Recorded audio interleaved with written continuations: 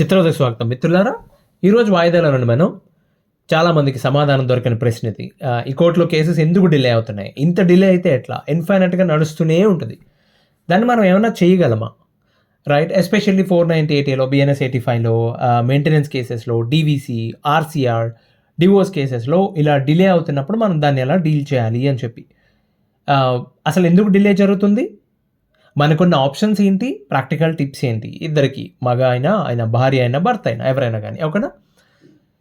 So ఇది కొంచెం complicated matter అండి. దీనికి సమాధానం తెలిస్తే చాలామంది ఇప్పటికే కేసెస్ అన్ని గెలిచేసి ఏదేదో చేసేవారు, కనీసం ముగించుకునేవారు. బట్ ఎందుకు డిలే అవుతున్నాయి చెప్తాను. ఫస్ట్ ఫ్రీక్వెంట్ అండి, వాయిదా అడగటం. ప్రతిసారి అడ్జర్న్మెంట్ కావాలని అడుగుతారు, ఎస్పెషల్లీ అడ్వకేట్స్. ఒక్కొక్కరు 4-5 కేసులు ఒప్పుకుంటారు. అదే టైంలో వాళ్ళకి ఎక్కడో వేరే కేసు ఉంటుంది, రైట్? సో అడ్వకేట్ రాలేకపోవడం, అది వచ్చినా అంతసేపు వెయిట్ చేయలేకపోవడం, ఇంకేదో ఉంటుంది, వాళ్ళకి ఇంపార్టెంట్ పని ఉంటుంది, ఏదో బెయిల్ పిటిషన్ ఉండొచ్చు బహుశా, అది మ్యాండేటరీ, వాళ్ళకి మిస్ చేసుకోలేరు. ఇది ఒక కారణం అండి. పార్టీస్ అటెండ్ అవ్వకపోవడం, కేసు వేసిన వాళ్ళు కానీ అవతల పక్క వాళ్ళు కానీ, ఈదర్ ఒక పార్టీ అటెండ్ అవ్వకపోయినా నడవదండి కోర్టు కేసు, ఓకేనా? అవతల పక్క వాళ్ళు కావాలని చెప్పి డిలే చేయటం. ఇప్పుడు ఎవరో ఇద్దరిలోనే ఒకరికి కావాలంటుంది, ఫాస్ట్గా అవ్వాలని అనుకుంటుంది. ఎవరికి కావాలని కోరుకుంటూ ఉంటారు ఫాస్ట్గా అవ్వాలని చెప్పి? ఎవరైతే కోర్టుకు ఒక కారణం వల్ల వచ్చారో, నాకు అన్యాయం జరుగుతుంది, నాకు ఇబ్బంది పడుతున్నానని చెప్పి వచ్చారో, వాళ్ళు కేసు తొందరగా తేలిపోవాలని చెప్పి కోరుకుంటారు. అవతల పక్క వాళ్ళేమో ఇది అవ్వకూడదు, డిలే చేయాలని. నిజానికి నేను కూడా చెప్తా, కొన్నిటిలో మీరు పట్టించుకోద్దా కేసు అని చెప్పి. ఇప్పుడు ఆర్సీఆర్ ఉంది, టిపికల్లీ ఓకే, రెస్పాండ్ అవ్వకపోతే ఏమవుతుంది? నేను సంతకం పెడితే రాను, ఎక్స్ పార్టీ వాళ్ళే చేసుకుంటారులే, రారు. ఒకవేళ వచ్చినా నెగ్లెక్ట్ చేస్తారు. కౌంటర్ ఏమంటే వేరు. చాలా కేసెస్లో అండి 6 వాయిదాలు, 7 వాయిదాలు, ఇన్ని వాయిదా ఇస్ నథింగ్ బట్ 1 month వెళ్ళిపోయింది అక్కడ. 6 నెలలు 7 నెలలు కౌంటర్ ఫైల్ చేయడం కోసం, వీళ్ళేసిన కేసులో అవతల పక్క వాళ్ళు కౌంటర్ ఫైల్ చేయడం కోసం 7 నెలలు 8 నెలలు, ఒక కేసులో 2 ఏళ్ళు తీసుకున్నారండి కౌంటర్ ఫైల్ చేయడం కోసం. మధ్యలో జడ్జి మారారు, రకరకాల కారణాలు ఇక. బట్ అది అంత టైం జరిగింది, ఓకే. తర్వాత కారణం ఏంటండి? కోర్ట్స్లో విపరీతమైన క్రౌడ్, ఓవర్ బర్డెన్ అయిపోతుంది వాటికి. ఇక్కడ కుకట్పల్లి కోర్టులో ఐ ఎక్స్పీరియన్స్డ్ 220 కేసులు చూసా ఒకరోజు. అసలు 8-9 గంటల్లో వాళ్ళు మధ్యలో బ్రేక్ తీసుకుని చూస్తే ఒక కేసుకి ఆన్ అండ్ యావరేజ్ 2 minutes కూడా రాదు, లిటరలీ 2 minutes కూడా రాదు. సో అంటే వాళ్ళు పిలుస్తారు, బోత్ పార్టీస్ వచ్చినాయి లేదా అని చెప్పి అడుగుతారు, బాబు ఎక్కడ ఉంది స్టేజ్లో అని చెప్పి అడ్వకేట్ని అడుగుతారు, బాబు ఇప్పుడు అవదయ్యా, ఇవాళ చాలా కేసులు ఉన్నాయని చెప్పి డేట్ ఇచ్చి పంపించేస్తారు, రైట్? సో ఇలాంటివి. తర్వాత ఇంకో కారణం ఏంటండి? ఒకళ్ళకి ఉంటుంది, ఇద్దరిలోని ఒకరికి ఉంటుంది ముందుకెళ్దాం అని చెప్పి, రెండో వాళ్ళు డిలే చేస్తుంటారు, రెండో వాళ్ళు రారు, లేకపోతే ఇద్దరికీ ఉండదు. ఈ ఎవరైతే కేసెస్లో ఫైట్ చేస్తున్నారో వాళ్ళ ఇంట్రెస్ట్ని బేస్ చేసుకుని ఉంటుందండి ప్రోగ్రెస్ అని చెప్పి, ఓకే. అదొక కారణం. ఇంకొకటి ఏంటి? జడ్జెస్ ట్రాన్స్ఫర్ అవుతున్నారని చెప్పి. ట్రాన్స్ఫర్ అవుతున్న ముందు మేజర్ ఏమైనా ఉన్నాయనుకోండి, ఫర్ ఎగ్జాంపుల్ ఆర్గ్యుమెంట్స్ అంటున్నాం, క్రాస్ ఎగ్జామినేషన్ జరగాలని అనుకోండి, యూజువల్లీ పోస్ట్పోన్ చేస్తూ ఉంటారు. వాళ్ళకి నేను ముందు చెప్పినట్టు వాళ్ళకి టార్గెట్స్ ఉంటాయి, వాళ్ళకి కూడా టార్గెట్ సెట్ చేస్తాడు జడ్జెస్ కూడా, మీరు ఇన్ని కేసెస్ క్లోజ్ చేయాలి అని చెప్పి. వాళ్ళ టార్గెట్ చాలా క్లియర్గా ఉంటుంది. సో నేను సో డేట్లో సో మంత్లో ట్రాన్స్ఫర్ అయిపోతున్నాను కాబట్టి అంత ముందు వరకు ఈ కేసెస్ క్లోజ్ చేసేద్దాం అని చెప్పి ఉంటారు. మిగతా కేసెస్లో ఇప్పుడు నేనుండగా వీళ్ళిద్దరికీ క్రాస్ ఎగ్జామినేషన్ నేను వింటే నెక్స్ట్ వచ్చే జడ్జి సరిగ్గా డెసిషన్ తీసుకోలేకపోవచ్చు, నేను ఎంత కరెక్ట్గా రాసినా కానీ. కాబట్టి ఓకే చూద్దాం, పక్కన పెట్టండి అదని చెప్పి దాన్ని పోస్ట్పోన్ చేస్తూ ఉంటారనమాట. లేకపోతే జడ్జి ట్రైనింగ్లో ఉన్నారని, అమ్మో దారుణంగా ఉంటాయండి కారణాలు. ఇలాంటి కారణాలు ఉంటాయి. మరి మన దగ్గర ఉన్న లీగల్ ఆప్షన్స్ ఏంటి? ఇలా జరుగుతున్నప్పుడు ఏం చేయొచ్చు మనం? మీరండి, మీ కేసు ఏ కోర్టులో అయితే రన్ అవుతుందో, కంగారు పడి పై కోర్టులకు వెళ్ళకండి. ఫస్టే మీ కేసు ఏ కోర్టులో రన్ అవుతుందో అక్కడే అర్లీ హియరింగ్ కావాలి మాకు అంటే కొంచెం ఫాస్ట్ ట్రాక్కి పంపించండి ఇది అని చెప్పి ఒక పిటిషన్ పెట్టండి, ఓకే. మీ అడ్వకేట్ సహాయంతో జడ్జి ముందు ఒక పిటిషన్ ఫైల్ చేయొచ్చు. ఎలాంటి రీజన్ ఉండాలి? ప్రతిదానికి ఒక రీజన్ ఉండాలి. ఏం చెప్పాలి? ఆ కేసులో వాళ్ళు కావాలని డిలే చేస్తున్నారు కాబట్టి కొంచెం డైరెక్షన్ ఇవ్వండి ఫాస్ట్గా చేయాలని చెప్పి. సో అలాగే కేసు ఎప్పుడులో క్లోజ్ చేయాలో కూడా కొంచెం డేట్, టైము ఇది కూడా చెప్పండి. అంటే date in the time in the sense, బాబు 6 నెలల్లో క్లోజ్ చేయాలి కేసు, కనీసం సంవత్సరంలో క్లోజ్ చేయాలి. మీ అడ్వకేట్కి చెప్తారండి, ఓకేనా. అవతల పక్క వాళ్ళు స్పెసిఫిక్గా కావాలని చెప్పి డిలే చేస్తున్నప్పుడు ఇది వాడుకోవచ్చండి. ఇప్పుడు రీజన్ మాత్రం చాలా ముఖ్యం. కారణం ఏంటి? ఎందుకు ఫాస్ట్ హియరింగ్ కావాలని అడుగుతున్నాం? ఇక్కడ నేను ఒక ఫాస్ట్ ట్రాక్ కోర్ట్ ముందు చూశానండి. కుప్పలు తెప్పలు ఉన్నారు జనాలు. ఇదేంట్రా అంటే వీళ్ళందరికీ ఫాస్ట్ ట్రాక్ ఆప్షన్ ఇచ్చారట. రియలీ? ఓకే. అందరికీ ఫాస్ట్ ట్రాక్. ఓకే. మళ్ళీ అక్కడ పోగైపోయారనమాట. Oh my God! Okay. So, అందరూ స్పెషల్ అనమాట. అక్కడ క్రౌడ్ ఎక్కువైపోయింది. ఏం చేస్తారు, మళ్ళీ నార్మల్ కోర్ట్ లాగే తయారైంది. వాళ్ళు మాత్రం ఏం చేయగలుగుతారు? ఎంతమందిని డిప్లాయ్ చేయగలుగుతారు? సో, మీరు రీజన్స్ ఏం చెప్పొచ్చు అంటే అండి, ఈ మానసిక బాబు నేను రాలేను ఇట్లా కోర్ట్‌కి. నాకు కెరియర్ ఆప్షన్స్ ఉన్నాయి. నేను అన్నీ హోల్డ్ చేసి పట్టుకున్నాను. నాకు విదేశాల నుంచి ఆపర్చునిటీస్ వస్తున్నాయి. ఆర్ ఇంకేదో ఆపర్చునిటీ, లేకపోతే నేను పెళ్లి చేసుకోవాలనుకుంటున్నా మళ్ళీని. లేకపోతే పేరెంట్స్‌కి ఏజ్ అయిపోయింది. నిన్ను ఇంకా తిరగలేము మేము కోర్ట్ చుట్టూ. ఈ కారణాలు చెప్పి మీరు అడగొచ్చు. కొన్ని కేసెస్‌లో డే టు డే హియరింగ్స్ కూడా అడిగిన వాళ్ళున్నారు. వాళ్ళు ఇవ్వలేదు గానీ అడిగిన వాళ్ళున్నారు. కారణం చెప్పారు. సో అండ్ సో డేట్ లోపు ఇది అవ్వాలండి నా కేసు. Why? Because so and so ఈ రీజన్ ఉంది నా దగ్గర. కాబట్టి day to day hearings. Day to day అన్నప్పుడు వాళ్ళకి కనీసం వీక్లీ ఒకరోజు ఇచ్చారు. ఓకే. జడ్జి దగ్గర ఆయన దగ్గర అడిగితే అండి, యూజువల్లీ డివోర్స్, ఎస్పెషల్లీ డివోర్స్ కేసులో కానీ, హిందూ మ్యారేజ్ యాక్ట్ ప్రకారం డివోర్స్ కేసులో కానీ, ఆర్సీఆర్ మ్యాటర్స్లో, ఈ మ్యాటర్స్లో ఫాస్ట్ ట్రాక్ వెంటనే అలౌ చేసే ఛాన్సెస్ ఉందండి. ఓకేనా? సో అలాగే అండి, ఒకవేళ కింద వర్కౌట్ అవ్వలేదనుకోండి, ఆ కోర్టులో అవ్వలేదనుకోండి, సో ఇమ్మీడియట్గా హైకోర్టుకి వెళ్ళొచ్చు. వెళ్ళి బాబు లోయర్ కోర్టులో యాక్షన్ ఏం తీసుకోలేదు, మేము పిటిషన్ పెట్టాము, కాబట్టి మీరు specific so and so article ప్రకారం హైకోర్టుకి వచ్చాం కాబట్టి మీకు టైం బౌండ్ పెట్టండి నా కేసు. 6 నెలల్లో అని చెప్పండి, ఆర్ 1 ఇయర్లో అని చెప్పండి, కనీసం ఎప్పుడు క్లోజ్ చేయాలో చెప్పండి. క్లోజ్ చేసే దాన్ని బట్టి వాళ్ళ కేసు ప్రోగ్రెస్ అనేది చూస్తారు. ఓకేనా? ఇప్పటికే చాలా సంవత్సరాలు లేట్ అయింది అని చెప్తూ చెప్పండి. ఇదొక ఆప్షన్ ఉందండి. ఓకే. ఇంకొకటి ఏంటంటే అండి, కొంచెం స్ట్రాటజిక్గా వెళ్తే ఆర్టీఐ వేయొచ్చు మీరు. ఎందుకు ఇంత డిలే అవుతుంది? కేసు వేసి నేను ఎప్పుడో కేసు ఫైల్ చేశాను, దాంట్లో ఏ ప్రోగ్రెస్ నడవట్లేదు, ఎందుకు డిలే అవుతుంది అని చెప్పి డైరెక్ట్గా కోర్ట్ రిజిస్ట్రార్ని మీరు ఆర్టీఐ ఫైల్ చేసి రీజన్ అడగొచ్చు, why it is getting delayed అని చెప్పి. సో వాళ్ళు అప్పటి వరకు సరిగ్గా చెప్పకపోతూ ఉన్నట్లయితే, మల్టిపుల్ జడ్జెస్ మారుతున్నారను ఇంకేదో రీజన్ చెప్తే ఓకే. బట్ దాంట్లో ఏ కారణం లేకుండా అకారణంగా డిలే అవుతున్నట్టయితే కనుక దాని మీద కోర్టు మీద ప్రెషర్ పడుతుంది. సో నెక్స్ట్ టైం నుంచి చాలా ఫాస్ట్ అప్ చేసే అవకాశాలు ఉంటాయి. ఓకే. ఒకవేళ అవతల పక్క వాళ్ళు రావట్లేదండి, మాటకి డిలే చేస్తున్నారు, ఇక ఎక్స్ పార్టీ చేసే ఉంటుంది కదా, ఎక్స్ పార్టీ పిటిషన్ పెట్టి అవతల పక్క వాళ్ళు కోర్టుకి అటెండ్ అవ్వట్లేదు కాబట్టి, సరే పేపర్లో యాడ్ ఇవ్వమంటారు, సంతకం కూడా పెట్టలేదు కాబట్టి, అసలు వాళ్ళకి నోటీస్ వెళ్ళలేదు కాబట్టి, రకరకాల పబ్లికేషన్స్ అంటే రకరకాల ప్రాసెస్ ఉంటుంది. కానీ అది మీరు కంప్లీట్ చేసి కనీసం ఒక స్టేజ్కి తీసుకురావచ్చు మీరు. ఓకేనా? ఇదేది కాదనుకుంటే అండి, ఇలా వెళ్ళేటప్పుడు మీరు లోకల్ కోర్టులో పెట్టినప్పుడు కానీ, ఫాస్ట్ ట్రాక్ కోసం హైకోర్టుకి టైం బౌండ్ కోసం వెళ్ళినప్పుడు కానీ, మీకు ఫేవర్గా ఉన్న జడ్జిమెంట్స్ అనేది వెతుక్కోండి. ఆల్రెడీ ఫ్యామిలీ కేసెస్లో ఫర్ ఎగ్జాంపుల్ ఇది ఎలా వర్కౌట్ అవుతుందంటే అండి, మీరు ఆంధ్రప్రదేశ్ నుంచి వెళ్తుంటే మీరు అమరావతి కానీ తెలంగాణ హైకోర్టు ఇచ్చిన ఆర్డర్స్ అనేవి బాగా వాల్యూ కన్సిడర్ చేస్తారు.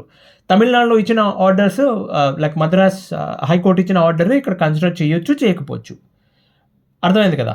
మీ స్టేట్ హైకోర్టు ఇచ్చింది కన్సిడర్ చేస్తారు, ఆర్ సుప్రీంకోర్టు ఇచ్చిన ఆర్డర్ ఏమైనా ఉంటే అది కూడా కన్సిడర్ చేస్తారు. ఓకేనా?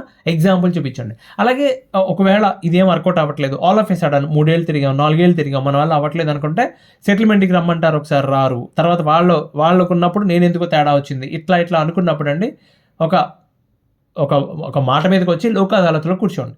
వాళ్ళు బాగా డీల్ చేస్తారండి. బికాజ్ వాళ్ళు రోజుకి ఇన్ని కేసెస్ చూసి చిర్రెత్తిపోయి ఉంటారు. వాళ్ళు చాలా బాగా చెప్తారు, ఏమయ్యా సెటిల్ చేసుకోవాలంటే ఇది మ్యాటర్, ఏమ్మా ఇది విషయం, ఇంతకు మించి ఎక్స్పెక్ట్ చేయొద్దు, ఇది విషయం, నెక్స్ట్ ఇది ప్రాసెస్, ఇంత చాలా డీటెయిల్గా చెప్తారు.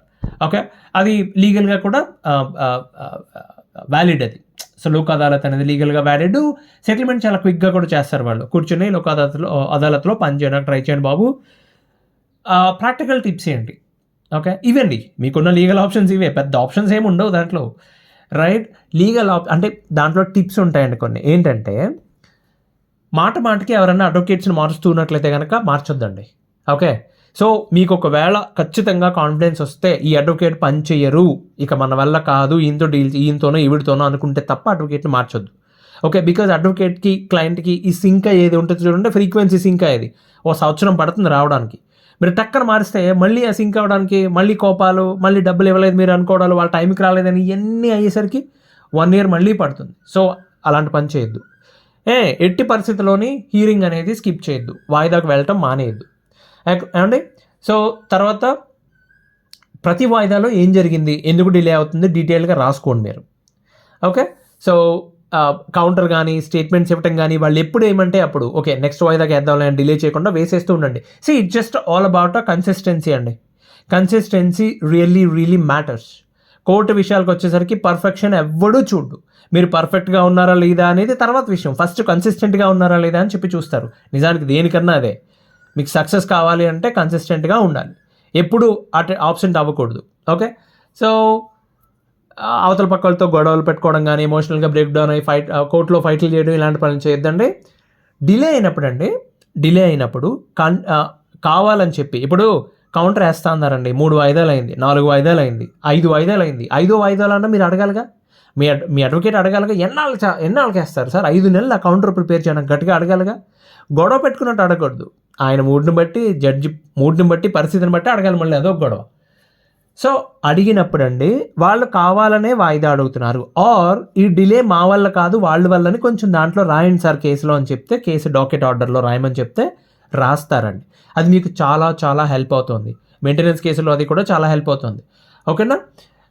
ఇప్పుడు కొన్నిసార్లు అవతల వాళ్ళకి అక్షింతలు వేస్తారు, కొన్నిసార్లు తిడుతూ ఉంటారు. అలా తిట్టినప్పుడు కూడా అండి అంతా కాకపోయినా కనీసం కొంతన్నా ఆ మంచి కోపం మీద ఉంటారు కదా, ఆ టైంలో రాయమంటే రాస్తారు. ఆ పాయింట్ చాలా హెల్ప్ అవుతుంది మీకు. అలాగే ఒకవేళ బిజీ ఉన్నా చాలాసార్లు ఏం చెప్తా అంటే, అయ్యో ఇవాళ చాలా కేసెస్ ఉన్నాయండి, లేకపోతే ఎక్కడో సిఐడి నుంచి ఒక కేసు వచ్చిందండి, లేకపోతే మైనర్ కేసు ఒకటి వచ్చిందండి బాబు, డోర్స్ అన్ని లాక్ చేసి ఇంటర్నల్గా వినాలి, హీరింగ్ ఇవాళ అయ్యే పని కాదన్నారు అనుకోండి, యువర్ లాయర్ కెన్ కన్విన్సింగ్లీ చెప్పొచ్చు, సార్ విల్ వెయిట్. మధ్యాహ్నం చేస్తారా, will wait. Evening 4 o'clock will wait sir, మేము వెయిట్ చేస్తామని చెప్పొచ్చు, మీకు ఖచ్చితంగా జరగాలి అనుకుంటే. ఓకేనా. పాస్ అవర్ ఇవ్వమని చెప్పండి, మధ్యాహ్నం నుంచి వేయమని చెప్పండి. కొన్ని సందర్భాల్లో సాటర్డే అడగండి. Okay, for example Hyderabad like Bengaluru లాంటి సిటీస్లో ఎప్పుడైనా ఒకలాగే ఉంటుంది, కానీ టిపికల్లీ టౌన్స్కి వెళ్తే, కొంచెం రూరల్ ఏరియాస్కి వెళ్తే అంటే సాటర్డే చాలా తక్కువ ఉంటే అసలు చేయరు, వాళ్ళు అడ్మినిస్ట్రేటివ్ వర్క్ చేసుకుంటారు. అలాంటప్పుడు ఏదైనా క్రాస్ ఎగ్జామినేషన్ అది ఉన్నప్పుడు సాటర్డే వేయమని అడగొచ్చు మీరు.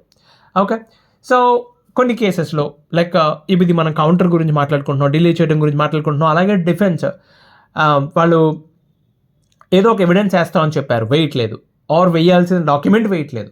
సో ఎన్నిసార్లు అడిగిన రెస్పాన్స్ లేదు కాబట్టి టైం వేస్ట్ చేస్తున్నారు. కాబట్టి ఈసారి ఈ నెక్స్ట్ వాయిదాలో కూడా వేయకపోతే వాళ్ళు డిఫెన్స్ని స్ట్రైక్ చేసి పాడాను అంటే ఇంకా వేయడానికి ఏం లేదు, మేము క్లోజ్ చేసేస్తాం అని చెప్పండి. ఓకే, క్లోజ్ చేసేస్తాం అని చెప్తే అప్పుడన్నా రియాక్ట్ అవుతారండి. ఎగ్జాంపుల్ చెప్తున్నా, అప్పుడన్నా రియాక్ట్ అవుతారు. ఓకేనా. ఓకే, దీంట్లో ఇది మొత్తం విషయంలో అండి ఎవరైతే కేసు ఫైల్ చేశారో, సింపుల్ లాజిక్ అండి, కేసు ఫైల్ చేసిన వాళ్ళు ఎట్టి పరిస్థితుల్లోని వాయిదాకి ఆబ్సెంట్ అవ్వద్దండి. అలాగే డీటెయిల్డ్గా ఆడిట్ రికార్డ్ మెయింటైన్ చేయండి. ఆన్లైన్లో ఉంటుంది, చూస్తూ ఉండొచ్చు, దట్స్ ఫైన్, బట్ మీరు మెయింటైన్ చేయండి. ఇప్పుడు నాకు పరిచయం అయినప్పుడు అంటే మా పెద్ద ఆయన మా అడ్వకేట్ అని చెప్తాను కదా, ఆయన ఎంత క్లియర్గా చెప్పారంటే, మిస్టర్ ఉదయ్ ఇంట్లో ఏదైనా ఫంక్షన్ చేసాం అనుకున్నా ఎట్లా ప్రిపేర్ చేస్తారు మీరు, ఈ పనులు చేయాలి, టు డూ లిస్ట్ కదా, ఎట్లా ప్రిపేర్ చేస్తారు, అట్లాగే అయిపోయిన పనులు టిక్ చేసుకుంటూ ఉంటారు కదా. అలాగే మీకు ఏదైనా ఆఫీస్లో ప్రాజెక్ట్ ఉంటే ఒక ప్రాజెక్ట్ అలా గుడ్డెచ్చేలా పడినట్టు రన్ చేయం కదా, ఒక మోడల్ ఉంటుంది, ఒక ఫ్రేమ్వర్క్ ఉంటుంది. అదేనండి అజైల్ ప్రాసెస్ అని, ఏదో వాటర్ మోడల్ అని, వాటర్ ఫాల్ మోడల్ ఏదో ఫాలో అవుతారు కదా. అలానే కోర్టులో కేసెస్ ఫేస్ చేస్తున్న వాళ్ళందరూ ఒక ప్రాసెస్ ఫాలో అవ్వాలి. చాలా డీటెయిల్గా ఆడిట్ రికార్డ్ మెయింటైన్ చేయాలండి. ఒక ఫోల్డర్ పెట్టుకోండి సార్ మీ సిస్టంలో, మీ పీసీలో. ఓకే, సో ఒక సింపుల్ ఎక్సెల్ షీట్, ప్రతి కేసుకి ఒక్కొక్క ట్యాబ్, సపరేట్ ట్యాబ్లో ఒక్కొక్క కేసు గురించి, వాయిదాకు వెళ్ళినప్పుడు అండి ఆ రోజు డేట్ ఏంటి, సో మీది అవతల వాళ్ళది అటెండెన్స్ ఏంటి, వచ్చారా రాలేదా, కోర్టులో ఏం జరిగింది, సో నెక్స్ట్ డేట్ ఎప్పుడు, అక్కడ మీకు ఏదైనా ఆ రోజు ఇబ్బంది అయిందా, మిమ్మల్ని హ్యూమిలియేట్ చేయడం కానీ, ఆ రోజు గొడవలు జరగడం కానీ, కోర్టులో ఎమోషనల్గా బ్రేక్ ఏదైనా జరిగితే అది కూడా రాయండి. అక్కడ మీరు మర్చిపోతారు, గుర్తుంది మీకు. తర్వాత ఏదైనా మంచి విషయాలు జరిగినాయి అనుకోండి, మీకు పాజిటివ్గా ఏదైనా వచ్చింది అనుకోండి, లైక్ కోర్టులో మీకు అనుకూలంగా ఏదైనా జరిగింది అనుకోండి, ఆ పాయింట్ కూడా రాసుకోండి. ట్రావెలింగ్కి ఎంత ఖర్చు అయింది, అడ్వకేట్ ఫీజు ఎంత అయింది, ఇంకేదైనా ఖర్చులు ఉంటే ఖర్చులు ఎంత అయింది, చాలండి. సింపుల్గా just it's a matter of 2 to 3 minutes work. మహా అయితే కొంతమందికి 10 నిమిషాలు టైం పడుతుందేమో. వాయిదాకి వెళ్ళొచ్చిన వెంటనే మీరు చేయాల్సిన పని అది. ఎంత కాన్ఫిడెన్స్ ఉంటుందంటే పలానా రోజు ఎప్పుడు ఏం జరిగిందో మీరు చాలా క్లియర్గా చెప్పొచ్చండి. ఓకే, సింపుల్గా అండి. ఇప్పటివరకు ఎన్ని వాయిదాలు అయ్యాయి, మీరు ఎన్నిసార్లు అటెండ్ అయ్యారు, అటెండ్ అయ్యి కూడా వాళ్ళ పని వాళ్ళు చేయకుండా వాయిదా ఏమన్నా అడిగారా, నేనేం చేసా తెలుసా అండి, ఈ డీటెయిల్స్ అన్నీ కలెక్ట్ చేసి ఒక అనలిటిక్స్ రిపోర్ట్ ప్రిపేర్ చేసి దాన్ని బ్యూటిఫై చేసి, అంటే ఒక డాష్ బోర్డ్ అండ్ ఒక గ్రాఫ్ లాంటిది, ఒక సింపుల్ డాష్ బోర్డ్ డిజైన్ చేసి దాన్ని ప్రింట్ ఇచ్చి, కలర్ ప్రింట్ ఇచ్చి, దానికి తోడుగా దానికి అటాచ్ చేస్తూ ఈ కోర్ట్ సర్వీసెస్లో ఉన్న డేటా మొత్తాన్ని ప్రింట్అవుట్ తీసి దానికి అటాచ్ చేస్తూ సబ్మిట్ చేస్తే నాకు దొరికిన అడ్వకేట్ కూడా మంచి సాలిడ్ పర్సన్ కాబట్టి నేను పట్టుకెళ్ళిన రోజు ఏమన్నారంటే ఆయన, ఇవాళ జడ్జి గారు మూడు ఎందుకో బాగాలేదన్న, వద్దు నెక్స్ట్ వాయిదాలో చూద్దామని చెప్పారు. సరే నెక్స్ట్ వాయిదా కోసం ఎదురు చూస్తే నెక్స్ట్ వాయిదాలో తీసుకెళ్ళి ఇచ్చారండి. జడ్జి ఆమె lady she was like what, ఎక్కడుంది వచ్చారండి రిపోర్ట్ అంటారు. ఏం లేదు సార్, ఇది ఏం లేదు మేడం, ఇది ప్రిపేర్ చేసిందండి అని చెప్తే ఆవిడ ఇటువంటి పేపర్ అని చెప్పి చూసి ఆవిడ ఇది ఎక్కడ తీశారండి ఇది అని అడుగుతారు. లేదండి ఇది మావాడు ప్రిపేర్ చేశాడు ఇది అంటే 18 వాయిదా నుంచి రావడం లేదా అంటే 18 వాయిదా నుంచి రావడం లేదు మేడం, మరి ఇంకో వాయిదా ఇవ్వాలా వద్దా అని ఆలోచించాడు మేడం అన్న. చాలా సీరియస్ అయిపోయారు ఆ రోజు. సో సింపుల్ అండి, ఆ రిపోర్ట్ చూసి ఆవిడన్న మాట ఒకటే, బికాజ్ డేటా పాయింట్ కనబడుతుంది కదా ఎదురుగా. ఏమండి ఆ కుర్రాడు 600 కిలోమీటర్లు ప్రయాణం చేసి అక్కడెక్కడ నుండో ఇక్కడ కోర్టుకు వచ్చి నిలబడుతూ ఉంటే 6 కిలోమీటర్ల దూరంలో ఉన్న వాళ్ళకి వీళ్ళకి రావడానికి ఏమైంది అన్నారు. వాళ్ళ అడ్వకేట్ కూడా రాలేదు, ఆవిడ రావట్లేదని పిటిషన్ కూడా వెళ్ళలేదు ఆ రోజు. సో చాలా సీరియస్ అయిపోయారు. అండ్ ఆ కేసు తర్వాత డిస్మిస్ చేశారు తెలుసా అండి. మీరు పైకోర్టులో చూసుకోండి ఏం చూసుకుంటారో, నేను కేసు డిస్మిస్ చేస్తున్నా అని చెప్పి డిస్మిస్ చేసి పాడేశారు. ఇమాజిన్ దాట్, ఏదన్నా జరగచ్చు కోర్ట్స్లో, అలా ఉంటుంది పరిస్థితి. అంటే అదొకటే కారణం అనుకోక కారణం కాదులేండి, మిగతా కారణాలు కూడా ఉన్నాయి. వేరే కేసెస్లో జడ్జిమెంట్ వచ్చింది అప్పటికే, దాన్ని బేస్ చేసుకుని కోపం వచ్చేవాడికి, ఏంటి నువ్వు 18 వాయిదాల నుంచి కేసుకి అటెండ్ అవ్వట్లేదా అని చెప్పి ఆ కేసు డిస్మిస్ చేసి పైకోర్టులో చూసుకోండి అని చెప్పి కొట్టి పాడేశారు. Just like that. So justice delayed is justice denied అంటారు. అది నిజంగా నిజమేనండి. నీకు న్యాయం జరగడం ఆలస్యం అయ్యే కొద్దీ జరగనట్టే అవుతుంది. బికాజ్ చాలా దారుణంగా స్ట్రగుల్ అయిపోతారు, చాలా దారుణంగా హింస అనుభవిస్తారు, ఎస్పెషల్లీ ఫ్యామిలీ కేసెస్లో. ఇంత చెప్పినా, ఇన్ని చేసినా, మీరు ఇన్ని ప్రయత్నాలు చేసినా ఒక రోజు నాడు మీ కేసెస్ ఫాస్ట్ అప్ అవుతాయా అవ్వవా అంటే గ్యారంటీ లేదండి ఎక్కడ. మన సిస్టమ్ బెస్ట్ ఎగ్జాంపుల్ మీకు తెలిసిందే, మన దగ్గర ఉన్న రాజకీయ నాయకులు మీరు చూస్తూ ఉంటారు రైట్. 2011లో ఫైల్ అయిన కేసెస్ అండి, లిటరల్లీ ఛార్జెస్ ఫ్రేమ్ అవ్వలేదు. ఛార్జెస్ ఫ్రేమ్ అనేది ఏంటండి, ఫస్ట్ స్టెప్. మీకు కేసు ఛార్జ్ షీట్ కోర్టుకు వచ్చిన తర్వాత అయ్యే ఫస్ట్ స్టెప్ అది. నాయనా నేరం చేసావా అని అడిగి, నేరం చేయలేదు, నేను తప్పు చేయలేదు అని చెప్తే అప్పుడు ఓకే ఈ ఛార్జెస్ ఫ్రేమ్ చేస్తూ ట్రయల్ రన్ చేయండి అని చెప్తారు కదా. అవి అవ్వలేదు. 14 ఏళ్ళు అవుతుందా? ఛార్జ్ షీట్ ఫైల్ అయ్యి 14 ఏళ్ళు అయినా అవ్వలేదండి. అది పరిస్థితి. సో భారతదేశంలో ఎవరన్నా కోర్టు వాయిదాలు సాగదీయాలి అనుకుంటే వాళ్ళతో వెళ్ళి మ్యూచువల్గా బాబ్ అని బ్రతిమాలుకునో బొజ్జగించో నడిపించడం ఒక లెక్క. అలా కూడా వర్కౌట్ అవ్వదు అనుకున్నప్పుడు కోర్టునే నువ్వు వెనకాల పడి, నీకు స్వాతి ముత్యం సినిమాలో కమల్ హాసన్ ఉద్యోగం కోసం స్వామియాజులు గారు చుట్టూ తిరుగుతారు చూడండి, సేమ్ కనబడితే అడగటం మీ అడ్వకేటు, సార్ చూడండి సార్ కొంచెం ఇన్ని డిలే అవుతుంది కదా సార్, కొంచెం ఫాస్ట్ ట్రాక్ అడగండి. ఈ వాయిదా కూడా రాలేదని వాళ్ళు చెప్తూ ఉంటే ఒక వాయిదాకి తిక్కరేగి ఇలాగే ఓకే నెక్స్ట్ వాయిదాకి రాకపోతే, కౌంటర్ వేయకపోతే కౌంటర్ లైట్ తీసుకుంటామేమో, నెక్స్ట్కి వెళ్ళిపోతుంది ప్రోగ్రెస్ అని చెప్తారు. కాబట్టి ధైర్యంగా ఉండండి, తప్పదు డిలే అవుతుంది, బట్ గెలుస్తారు. ధన్యవాదాలు. మళ్ళీ వాయిదాలో మళ్ళీ కలుద్దాం.